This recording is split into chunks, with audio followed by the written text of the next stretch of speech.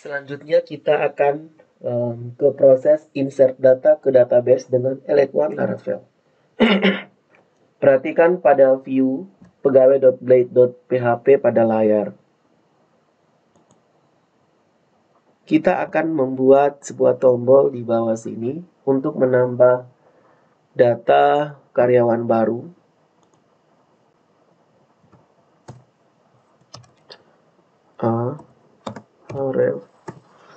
Kita ketikkan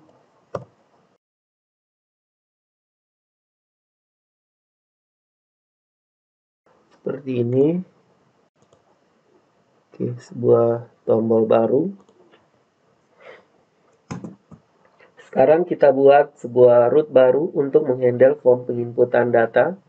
Buat root dengan nama /karyawan/tambah.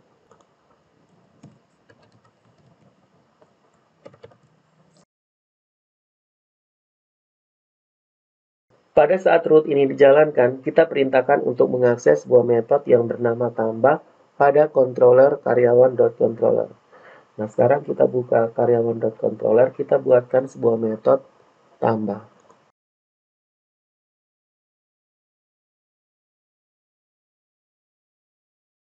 Seperti ini. Nah, untuk tambah ini dia akan mereturn sebuah form, sebuah halaman untuk tambah data. Kita kasih nama return view. View-nya kita kasih nama karyawan tambah.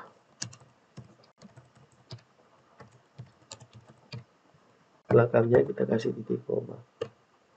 Oke, karena di sini dia mereturn, dia menampilkan view karyawan tambah, berarti kita harus membuat sebuah view baru dengan nama karyawan tambah.blade.php.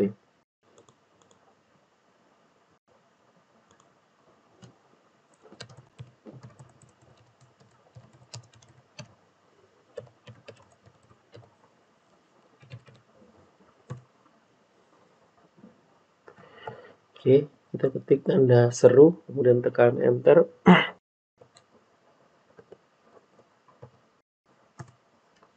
Kemudian di bagian body, kita ketikkan sebuah link untuk kembali ke halaman sebelumnya.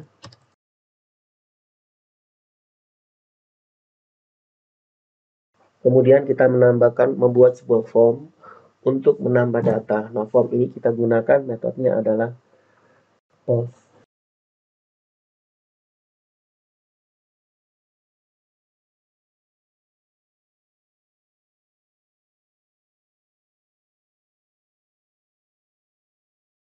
Perhatikan pada bagian form. Pada bagian action, kita memberikan perintah untuk mengarahkan ke root karyawan store.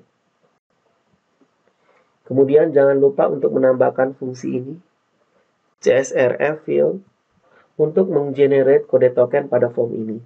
Ini merupakan fitur keamanan CSRF vulnerability, dan Laravel sudah menyediakan fitur keamanan ini. Saya sudah pernah menjelaskan lebih detail tentang fitur keamanan CSRF ini pada materi sebelumnya. Selanjutnya untuk form penginputan nama dan alamat masih seperti biasa. Karena form ini akan diproses pada root karyawan/store, maka kita akan buat rutenya dulu.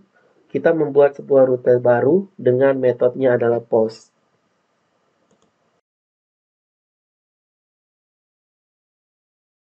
Root karyawan/store ini kita buat menggunakan metode post karena root ini menangkap data yang dikirim dari form. Dan rute ini kita perintahkan untuk menjalankan metode store pada controller karyawan controller.php. Sekarang kita buat sebuah metode store pada controller karyawan controller.php.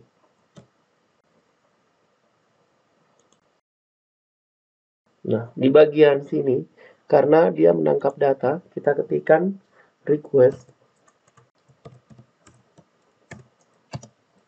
variabel request. Kemudian kita ketikkan script karyawan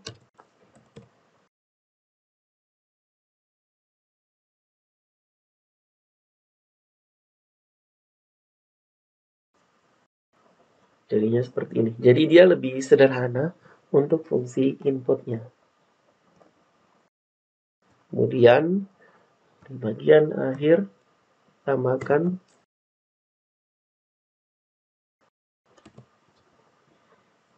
perhatikan method store.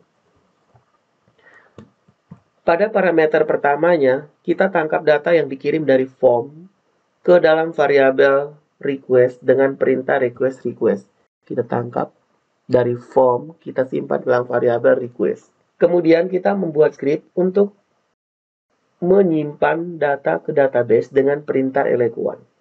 Sintaks di atas ini sintaks yang ini, adalah proses penginputan data ke database, fitur elec1 dengan metode create. Mass assignment, karena kita menggunakan fungsi create, maka kita wajib menambahkan perintah berikut pada model karyawan.php. Kita lihat model karyawan.php. Kita tambahkan bagian ini disebut juga dengan mass assignment. Pada bagian ini, mass assignment, cara tulisnya seperti ini. Pada Laravel, di mana kita bisa memfilter kolom mana saja yang boleh diinput dan kolom mana saja yang tidak boleh diinput. Di sini kita hanya memperbolehkan penginputan nama dan alamat, yang lainnya kita tidak perbolehkan.